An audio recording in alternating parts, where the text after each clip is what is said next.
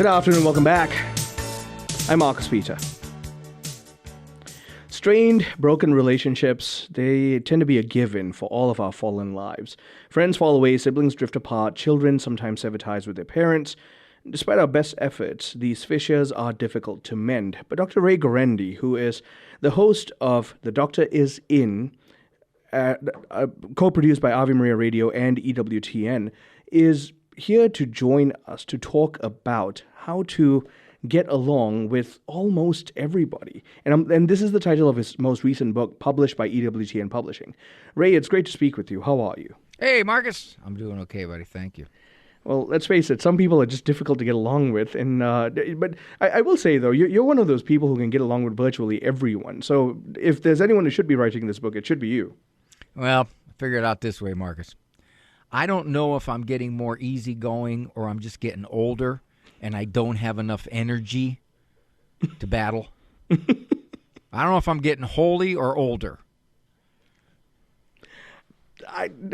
You make that joke quite often, Ray, and the truth of the matter is your virtue shows in your conduct, but I think a lot of that wisdom has come with your years of experience. So the first thing I'm going to ask you then is, why bother trying? Why can't we just let these relationships die?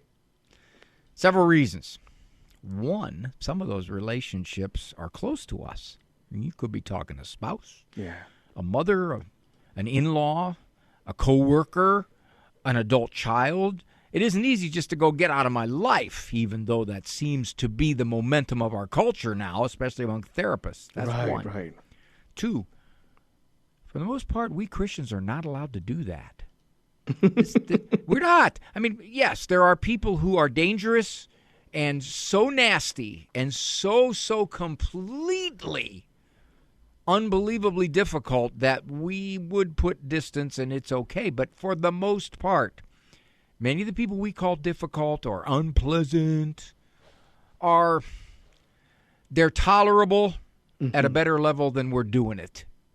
Take it from a shrink who's been doing this a long, long time. No, Dr. Ray, you don't know my mother-in-law. She makes snarky remark after snarky remark. I don't argue that. The question is, how much you going to let those snarks get to you after all these years? Right. That's a second reason. And a third reason is, the less you get along with certain people, the more you yourself are distressed. You're not at peace. Right. If I got people that bug me, it's not just them that are difficult. I'm absorbing their difficulty. Yeah, I'm going to a birthday party, but you know who's going to be there?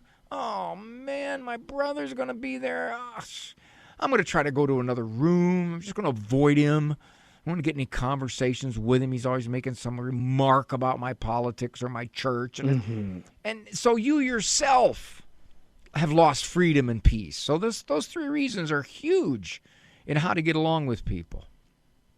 Right. And so what you bring up is, it expands our conversation to the consideration of the fact that some of these relationships, because they're so close, they're worth fighting for. But at the same time, we can also acknowledge that it's tremendously difficult, and it's okay for us to admit that. I'm going to say something that probably is going to be pretty controversial. By all means. I'm too old to care. When we say somebody's difficult, the first place we got to look is at ourselves. Mm-hmm. You know, there's words, Marcus, that I talk about in one of the early chapters of the book that have become common to the lexicon now. They're ugly words. Toxic, narcissist, emotionally abusive. When you use those words to describe somebody, what you're really saying is they're beyond reach. They're pathological. You can't expect me to get along with somebody who's toxic or who's a narcissist. Unfortunately, those words have been stretched so broad. Yes, you use the word narcissist when a much better word is self-centered. Right. Self-focused. You use the word toxic when a much better word is unpleasant, difficult, pushy. So what we do is we look at the other person and say, why are you so tough to get along with? It would be better to start with, why do I find you so tough to get along with? Mm-hmm. The same person I think is difficult could be loved at church. Or all the folks at work love her. Wait a minute. Okay, well, what is it about my relationship with her? And it may be that she shows me her worst side. That's true. Mm-hmm. But it may also be that I expect her to be different than she is, and I frustrate myself endlessly over it. Mm. Marcus, you know one of the most common questions I get now asked as a shrink? Would you please tell me how to make somebody else be different? Wow. You can make yourself miserable the rest of your life in wanting somebody else to be different. Mm-hmm. Whether that's your kids who have left the faith and want no part of it, whether it's your spouse who's critical, whether it's your opinionated Uncle Frank. I don't want them to be like that. Well, the problem is they are like that. And so what are you going to do about your own level of frustration about that? Parents will say to me, or people will say to me, I had a lady call me once on a radio show. She said, my husband has never apologized once in our marriage. Now, as soon as I hear something like that, I'm skeptical, but I don't argue. Yeah. How long you been married? 52 years. You are still upsetting yourself after 52 years of evidence that for whatever the reason, your husband doesn't apologize. Yes. As a matter of fact, it's worse now than ever. Why is that? Cumulative effect. You know, the first couple of years you didn't apologize really bothered me. You know, it's been 52 years without apologizing. And I said, actually, it should bother you less after 52 years. Because you've gotten used to the fact that this is how they operate. This is the way it is. Right. Yes. Well, if he respected me, see, that's another problem. You wanna damage a relationship, take what the other person does immediately personally. This guy's not apologizing to her because, well, he doesn't respect her. He doesn't care what she thinks. He doesn't want to acknowledge that maybe she's right. Mm-hmm. And I told her, I said, well, perhaps. But a better explanation is he's insecure. And to apologize to him is a hurdle too high. Mm. He can't admit to himself he was wrong. That's insecurity. That's not superiority. So it's how you interpret it. If you look at someone who doesn't apologize as really struggling with their own feelings of self-doubt, right, you're softer toward him. It's like, well, you know, he doesn't apologize because he doesn't think I deserve it. He doesn't think I'm worth it. He thinks he's better than me. He thinks he's always right. You got somebody who doesn't apologize, more likely your understanding is he can't bring himself to do it because he's got a lot of personal struggles. Mm. And I think that's a lot of what we got to do. One of the chapters in the book I talk, Marcus, about reading motives. And I'll say, I can see somebody for 4 therapy sessions, and I think I've really got a handle on why they are the way they are. I've got it. Okay, I've got it.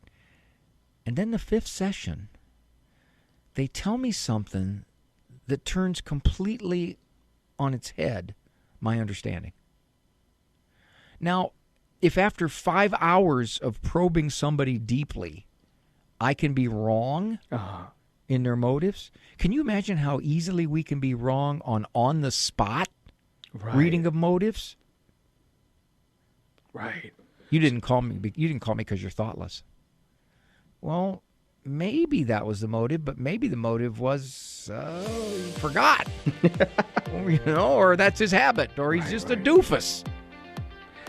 My guest is Dr. Ray Gaurendi, and he is the author of How to Get Along with Almost Everybody. And we're talking about how difficult relationships, difficult circumstances can be navigated if we learn to handle ourselves rightly. Stay tuned. I'm Marcus Peter.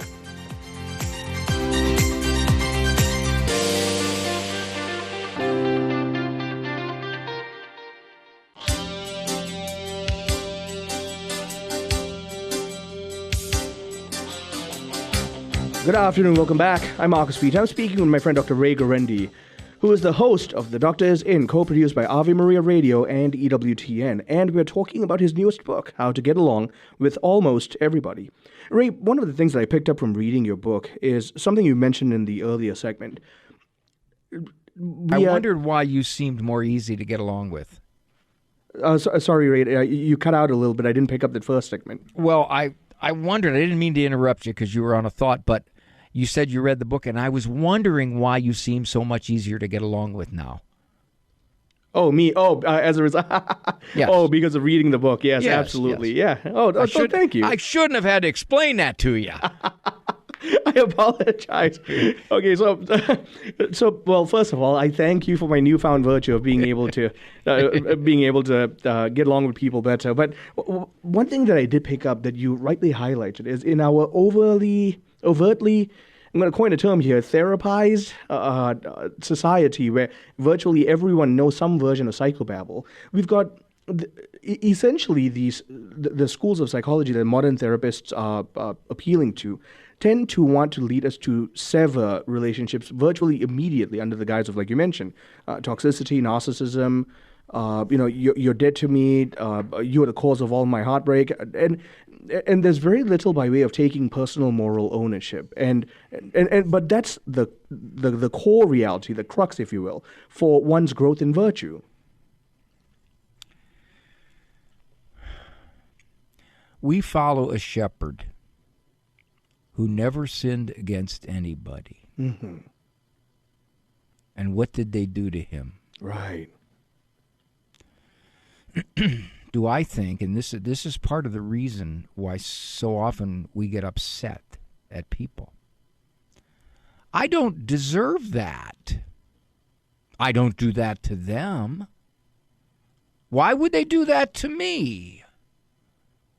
I treat them better than they treat me.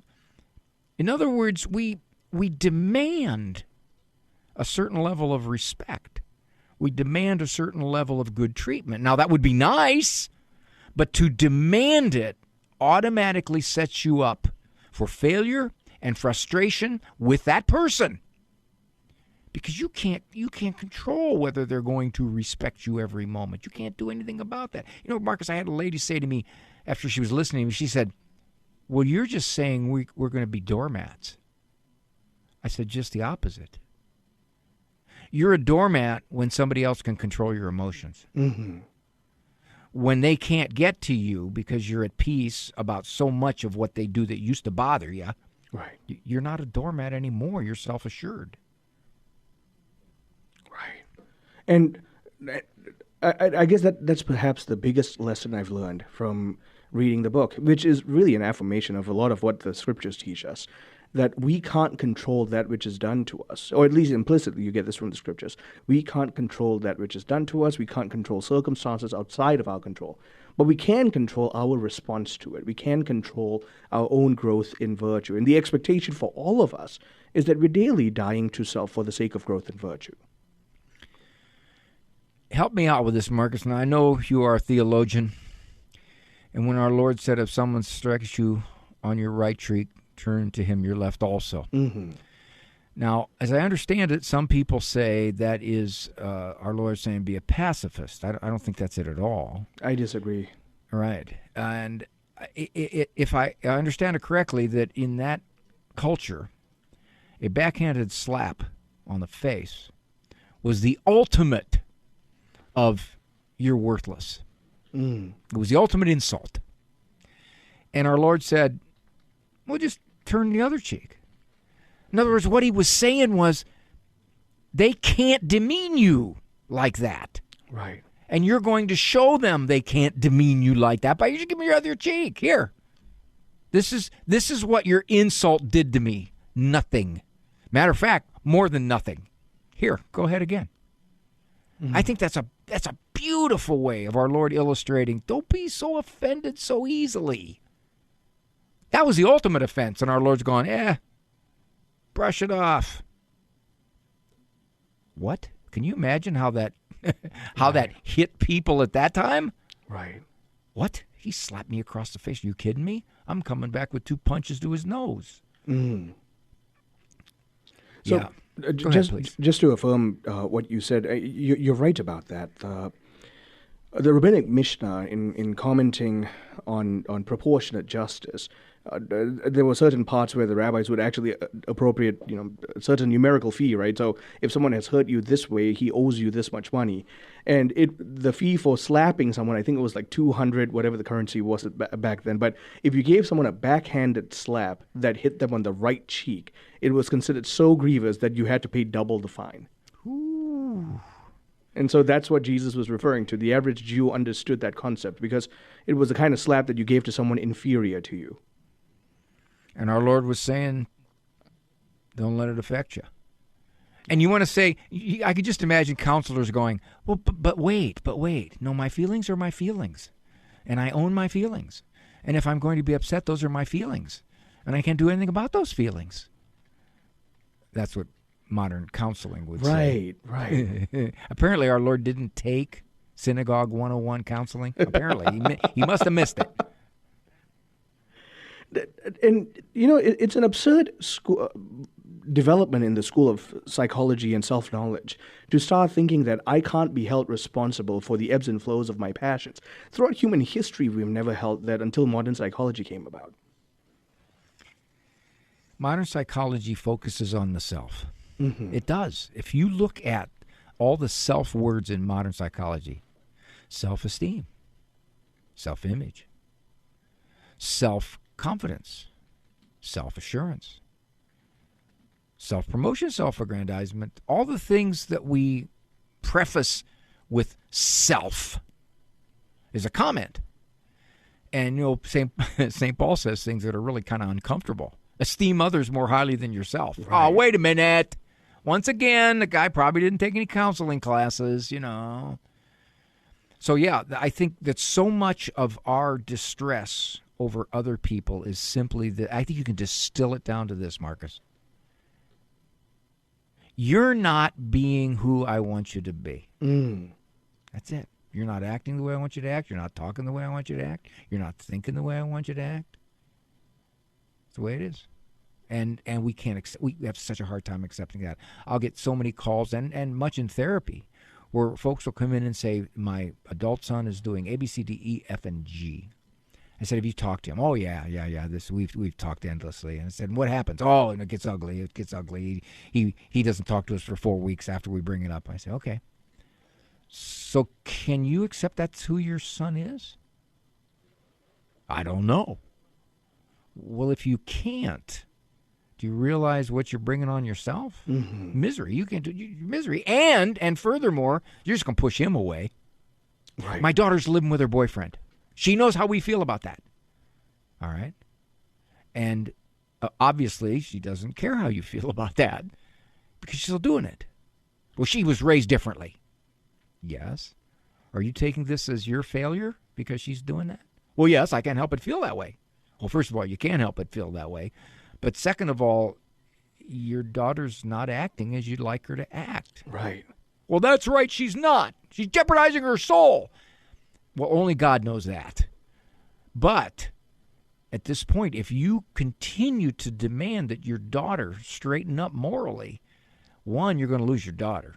She's going to pull back from you and not want to have anything to do with you. And two, you're going to be miserable every day of your life until she either leaves the guy or marries him.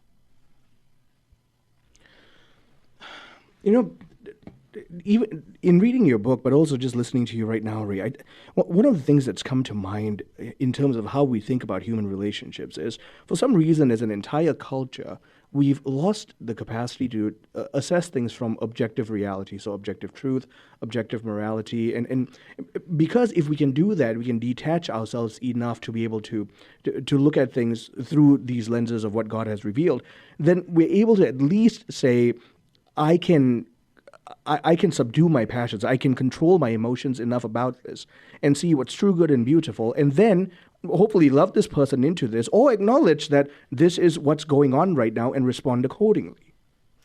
When I was in grad school, feelings were the lingua franca. Right. You could talk about feelings because, you can't dispute my feelings, Marcus. Now, you might be able to dispute my reasoning, But you can't dispute my feelings. They're mine. They're internal. And whatever I'm feeling, you have to respect. Once we've done that, in a not so subtle way, we've turned Christianity on its head.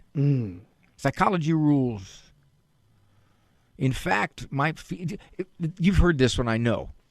Feelings are neither right nor wrong, they just are. Have you heard that? Yes, absolutely. That's raw nonsense. In virtually every psychology course I've ever taken, yes. Yes, it's raw nonsense. First of all, some feelings are bad. Yeah. Resentment. Anger. Well, Dr. Ray, anger's not bad unless you act on it. No, it is bad because, one, it predisposes you to act on it. It would be better not to have been angry. And second, anger eats you up inside. Right. It's the other thing it does. But here's the other thing about these neutral feelings. I use this example. I say, well, I'll tell you what. Husbands, go to your wives and say, honey, I just want to tell you, I lust after a lot of women. But that's just a feeling, okay? Oh, gosh. As long as I don't do anything about it, you should accept that. You can almost hear that marriage crumbling as you say that. Yeah, well, it's just a feeling, isn't it? And then she says, well, I want to tell you I completely resent you for thinking like that. But it's just a feeling, so just accept it and live with it. Well, you know, I could go on forever with you, Ray. Thank you so much for making the time to speak with us. Marcus, as always, my friend. My guest, Dr. Ray Gaurendi, he is the author of How to Get Along with Almost Everybody. And really, one of the biggest lessons I've learned from this book is we have the obligation of virtue to master our feelings, our responses, and our desires. Thank you for joining us. I'm Marcus Peter.